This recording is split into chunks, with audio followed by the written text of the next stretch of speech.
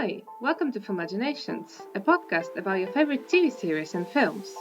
Every few weeks, I will cover a different one and take a deep dive into what happens on the screen and what my favorite moments are. Today's episode is about a Finnish series called Karppi, or Deadwind in English, that premiered in 2018. Karppi was directed and created by Riikka Jokela, and the main actors in the show are Pihla Vitala, Lauri Tilkanen, and Tommi Korpela. From the beginning until the end, we follow the life of Sofia Karppi, who is a detective and a young widow with 2 kids, a young son and a teenage stepdaughter. She goes back to work only 2 months after tragically losing her husband and gets a murder case of Anna Bertal, who was a social affairs consultant. Sofia gets an inexperienced detective as a partner, Sakari Nurmi, and they begin solving the case when it's still defined as a disappearance, not murder. We follow the personal and work struggles for 3 seasons, and I strongly believe we should have gotten at least one more. But what can you do but stay angry for a bit longer than it's reasonable, right? Let's start chronically with season 1 first on the table. And I just want to point out right here that I will be splitting this podcast into 3 episodes. So, we're going to start with season 1 and with season 3. And at the end of the episode about season 3, you'll get to hear some behind the scenes content. So if you want to hear something that hasn't happened on the screen and, it's additional to what you already saw, then please head to the 3rd episode. Thank you. Karppi and Nurmi starts the partnership by disagreeing about the whereabouts of Anna. Karppi is displeased by Nurmi's presence throughout most of the season 1, thinking he's not good enough, and he annoys her every time he contradicts her ideas or decisions. He was like a moral compass she sometimes forgot to turn on inside her. However, most of the time she would do whatever she wanted anyway, and he would give in to help her or protect her from herself. They find a body, and the investigation begins. It's no longer a missing person case. As they notify the husband, Uska, Nurmi thinks he should be treated as a suspect, whereas Karppi refuses to think about him as one. She focuses on how painful it must be for him to lose a wife, as she recently lost her husband, although she doesn't want to admit that her personal experience is affecting her job. They are partners now, and her decisions could compromise the case and his position in the investigation. He eventually asks her, bluntly, if her husband's death is interfering with her job. She's defensive and doesn't like the suggestion. But this is a good way of dealing with her, just being brutally honest. Later, we find out that Nurmi was right to focus more on Uska, as that fatal night he drove back to his house and assaulted his wife. He didn't kill her, but if they knew the truth earlier on, maybe they would have found the killer much faster, since it was Uska's neighbor. Let's focus on Sofia for a moment to draw a bigger picture to her character. She is generally bossy, careless, and overly dedicated to her work. Time and again, she cares more about solving the case than her health and even life, which is good for the victims, but not so great for her and her family. Maybe that's why she eventually finds common language with Sakari. They are both dedicated and willing to solve the case, no matter how much time and effort it takes. And while Sofia repeatedly acts like she has no family to take care of, Sakari literally doesn't have one. They indulge in their obsession with work. Some decisions they or Karppi make are reckless. For example, Nurmi diving and almost losing his life, Karppi separating from him during a search on the ship, and getting assaulted by the suspects. They both get injured many times throughout the show, but truth is, it keeps the show interesting. I also think it brings them closer when they help or comfort each other. We'll talk more about their complicated relationship as we go. Going back to the case, it turns out that a company called Tempo, where Anna worked as a consultant, might have been involved in her death. She was having an affair with her boss, Alex, and her body was found at a shore that belongs to the company. I thought Julia, who works with Alex, was involved in Anna's murder in one way or the other. There was something off about her, or at least I thought so. In the end, she had nothing to do with the murder. She just really wanted the project to work, as it meant a lot of money for her. Because of that, she went behind Alex's back to sell her shares of the company when she felt like Alex lost control of the situation. Since Alex is a suspect, he's asked for an alibi. That's when we get a classic thing that happens in series like that. A wife gives her husband a false alibi. Truth is, she doesn't know what he was really doing during the time Anna was being murdered. I always wonder if I would have been honest or lied to cover someone. I think it's one of those things you only know when you find yourself in a situation like that. Let me know what you think about that. I have to say I did not like Karppi's stubbornness with Alex being the murderer. I felt like he wasn't the one they were looking for, and she was way too obsessed with constantly nagging him. It was beyond normal behavior during an investigation. Sophia's boss was right to take her off the case when she crossed one more boundary. She was obviously angry and did not agree with that. In the end, she does what she always does, which is disobey the orders and go hunting on her own. Which I guess was the right thing to do because she found a place where Alex was being kept prisoner. She saved his life. But she shot the unsub without announcing it, which was a mistake Nurmi had to point out to her later. While Karppi was chasing her own needs, Nurmi was with the rest of the team, trying to help Alex and finding his wife in the process. I think Nurmi was very brave when he went to rescue her, without a backup, and soon knowing that there were explosives involved. I think, as a rookie, this was a courageous thing to do. When he reunites with Karppi, he helps her without hesitation, holding her up when she's in pain after saving Alex. No lecture about disobeying orders, just comforting her. She also finally allowed herself to be vulnerable around him. For some reason, I really like stories where characters go from hate to love, and the story of these two is a perfect example. Not long after they meet, Nurmi says to Karppi, "How long do your partners usually last before they take a hike?" Which I understand well, looking at her behavior. She constantly diminishes Nurmi, as if they are not equal in the investigation. She often tells him to leave the room, ignores or changes his questions. It was really annoying watching her do that. Ultimately, their relationship will grow into something more meaningful, but we have to wait for that a bit longer. As I already dived a bit into Sophia's character, I want to do the same with Nurmi now. He is created as a very mysterious person from the beginning. There are more questions than answers to his personal life. In the first season, we find out that he is an orphan, and he lived in an orphanage.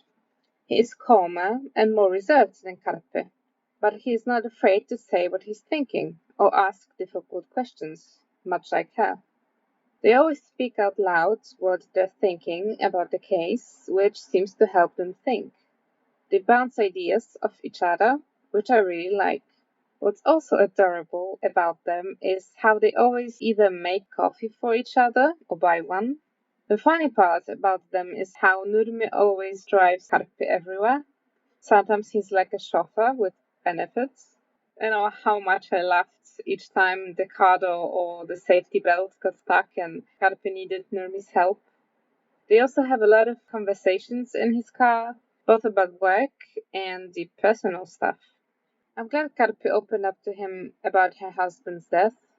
There's a lot of meaning in this car, almost like it's an additional character. Talking about the characters, I am really taken with the way they were written. How the writers included the quirks, like the fact that Nurmi likes to eat. It makes them more human, more real. They are an integral part of the show. We follow their lives as much as we follow the case's development. I think that's why I love this show so much. It's not all about the murder, but relationships and drama that occurs. Karppi, being the person that she is, refuses to go straight home after she's being told to do so. Doesn't like taking orders. She stays to look at the evidence, and after finding something interesting, she follows a lead without telling anyone. Nurmi, the kind-hearted human he is, tries to stop her from ruining her career, but she never listens, does she? So he calls police officers to take her home. She feels betrayed, but I support Nurmi on this. She acts like an addict once she's deeply involved in the case. She cannot stop herself, so she needs someone to do that for her. Sophia understandably starts frustrating people around her as she pushes farther and farther. There's also the issue with Karppi and her kids. She loves them very much, and we can see her caring for them. She comforts them, tries talking to them honestly about their dad's death, and offers them a break from her and the reality by sending them to Germany. We can see her playing with Emil, holding him when he needs that, and being very protective of Hannah when she gets assaulted. The issue I see is that she tends to forget about them once she's out working on a case. She puts a big part of parenting onto Hannah, who needs a parent too. She has a tendency to put all of her time and energy into the investigation, which ends in breaking promises and the kids making comments that she is not enough, that it should have been her instead of him. We don't know what her and the kids' relationship looked like before the tragedy, but it seems as if they were much closer to their dad, and they all wanted to stay in Germany, except for her. I think part of her kids' anger is coming from grief. Nonetheless, Karppi's relationship with the kids is rather problematic, her not being able to balance work and home life. I guess this probably was the intention of the writers, to show the complexity of her character and the situation she found herself in.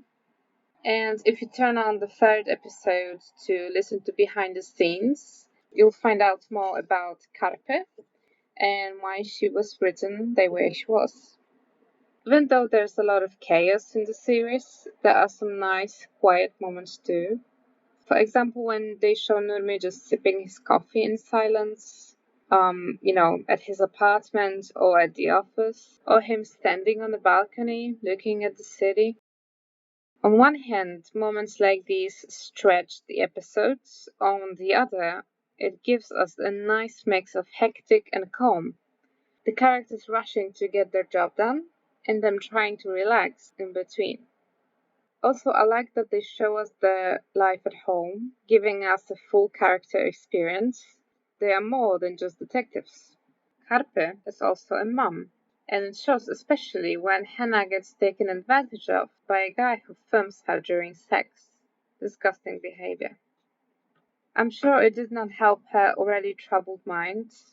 Sophia does what you would expect. She confronts the guy in question at his school, but she is too rough with him. She should have handled this a bit differently. As Nurmi said, "You're the adult here." It's good that Nurmi was there for her, always ready to help. I just wish Karppi would thank him more. It would be nice to see her appreciate his presence. When Hannah runs away and they're looking for her, Nurmi not only gives her his car, but also stays at her apartment to take care of Emil. Nurmi looks so cute sleeping on Karppi's floor, doesn't he? Before they go to sleep, they get close for the first time, almost kissing. There's a lot of tension between them throughout the show. To be honest, I thought after this scene the relationship would definitely develop into something romantic, that it would gradually progress, but what I was not expecting was them going back and forth without being endgame. I'm still a bit pissy about that. As the case develops, they end up in Rundvik, Anna's hometown. It was interesting to learn the story of her past, but the cost of that was them getting stuck there and having to share a bed at a motel. As they lay next to each other, they dive a bit into their personal lives. Nurmi is usually rather serious, but sometimes he throws a joke into the conversation, and it suits his character. While in town, they also get into a dangerous situation. Someone tries to kill them by burning the house they're in. Scenes like that are very thrilling. We don't know what's gonna happen. Thankfully, they were perfectly fine this time. After the rescue, we learned that Anna's death has been incorrectly estimated. Somebody used a chemical to make it look like she died earlier than she actually did. That means they have to consider more scenarios than they did before. There are more possibilities as to what happened. Nurmi follows the lead and drives up to a private mental health clinic. He went alone and ended up being locked in one of the rooms. It was scary. I was wondering if they'll find him there. At first, I thought the doctor was somehow involved in Anna's death, but fortunately, Nurmi was just tested by a schizophrenia patient, and he was found just in time. When the tension fizzled out, I laughed along with Sophia as she explained to Nurmi what happened. It's lovely that she started carrying snacks for him, as she once joked about doing. There is a character I haven't discussed yet, and it's about time, so let's talk about Laura. I am not a fan of her character and the thread around her itself. Laura and Nurmi's story just showed up out of nowhere. It was also poorly explained as to how they knew each other, etc.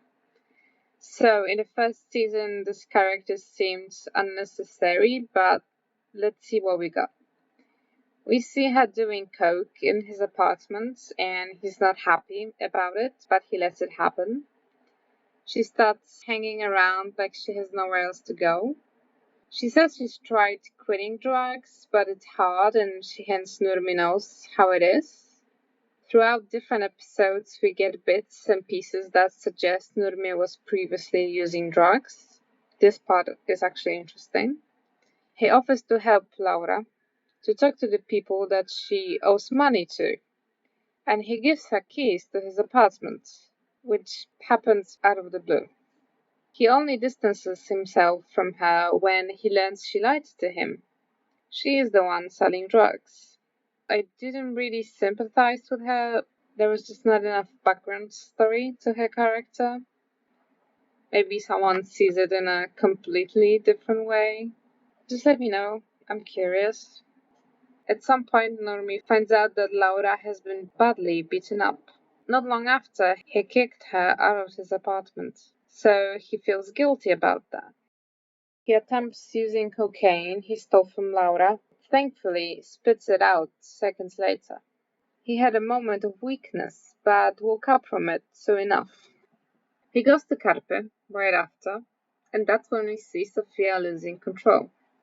Karppi was sent on a 2-week leave, but as we already established, she is not capable of not working. She has nothing else to do, especially with the kids gone. So right before going home, she takes the case files with her, even though that's not allowed. She gets drunk and spreads case pictures all over her apartment floor. She's having a breakdown after her mother's death. One more person in her life is dead. I really liked the acting here. She is very convincing while pretending to be drunk and broken. I also like that Nurmi and Karppi finally kissed, even if it was brief and mostly a drunken mistake on Sophia's part. Nurmi wants to stop her, but he goes for it once she touches his lips. It ends quickly, as Karppi starts crying and feeling sick right after. He carries her to bed, picking her up from the bathroom floor. She tells him to go, but he says, "No way." I'm glad nothing more happens. It would have been wrong looking at the state Karppi was in. She was a proper mess.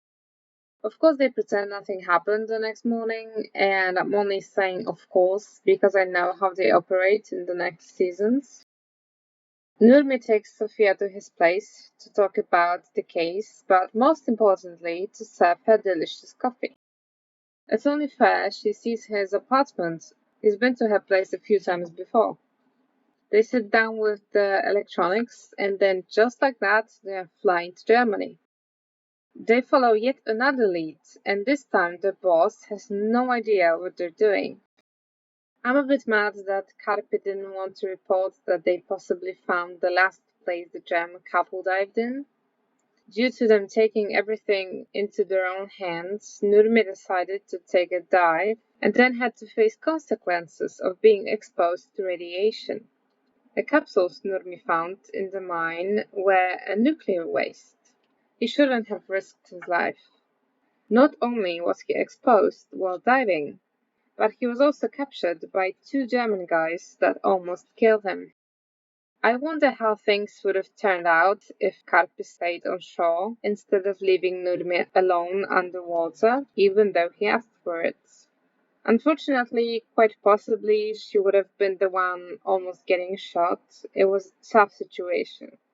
I don't think they had a good choice to make, one to make them both safe. The reason I blame her more is because it's usually her bad ideas that he agrees to do and that lead to dangerous situations. However, he shouldn't have offered to dive, let alone in a mine. Ultimately, their lives were at stake due to a combination of their mistakes and unfortunate coincidence. Someone decided to take a leak in the area and in the process discovered someone was underwater. What helped the situation was that Karppi knew German and could understand one of the guys was going to search the area and look for the car. She was able to get to the car before he did. Meanwhile, Nurmi was being interrogated with a gun. I'm glad he did not tell the guy about Karppi and that he was able to fight back. When they're both safe, they hug, and this hug says 1,000 words. Finally, the case is coming to an end, it seems. Because of the dive, they were able to gather more information and come to the conclusion what possibly happened to Anna. At the same time, Wolf, a man who assaulted Alex and his wife, woke up from his coma. Even more facts come to life. He did not kill the victim. I appreciate we got the throwback to what Anna's life looked like months, days, and moments before her death, and that we also got to see the exact moment she dies. Better to see it than just hear about what happened. There are little things that happen in the last episodes that eventually lead us to the killer. The wrong purse, the meaning behind flowers she was buried with, and the stalker Anna quite possibly had. They jump into action and Nurmi finds a woman who identifies Jarkko as her stalker from years back. And when he calls Karppi, she's already inside Jarkko's house, in danger once more. She realizes he is the killer right before Nurmi calls her. She should have gotten out through the door, but instead she decided to question him in his house, where she was most vulnerable. He could kill her at any time, and he tried, of course. She shouldn't have walked away from the door, let alone turned her back to him. Things developed quickly after. I'm glad they caught him and that Uska's kids were unharmed. Things could have been much worse. I have to say, there are too many situations where Karppi almost gets herself killed. Too many times when there's blood dripping from her head and she gets better way too soon.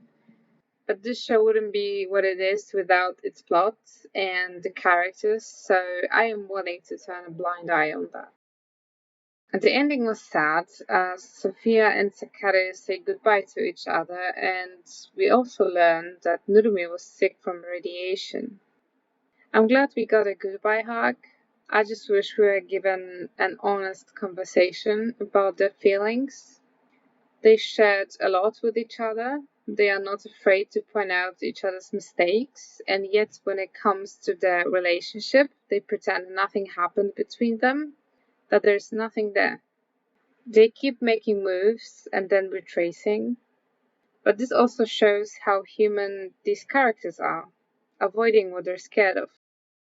I think the case we follow in the first season is rather interesting. We have some serious twists and turns, but they fit together, and even if they seem a little too much, I like them. I think they were presented in a rather natural way. They didn't seem unnecessary. They were also nicely executed. In the end, everything made sense, and I'm glad the writers didn't make it too easy for us. I also like the fact that, as it usually happens, the murderer is close to home. We have all these complicated plots, but the answer lies closer than anybody would think. And the same thing happens when we find out who was responsible for Sophia's husband's death. But that is ought to be discussed later. I also have to say, I've never been a fan of Finnish, but after watching, I am a bit more fond of it. I always preferred Swedish and Norwegian. Please don't go after me because of that. I think there is a place for Finnish in my heart too, after watching the series. Although the spelling is impossible to understand without having any knowledge of the language. Let me tell you that. I thoroughly enjoyed the music they chose for the series. It adds a lot of dramatic effects. Same thing with shooting in the woods when it's dark. It creates this mysterious and thrilling result. And that's it for this episode. If you want to hear about Season 2 and Season 3, turn on the other episodes. And yeah, talk to you later.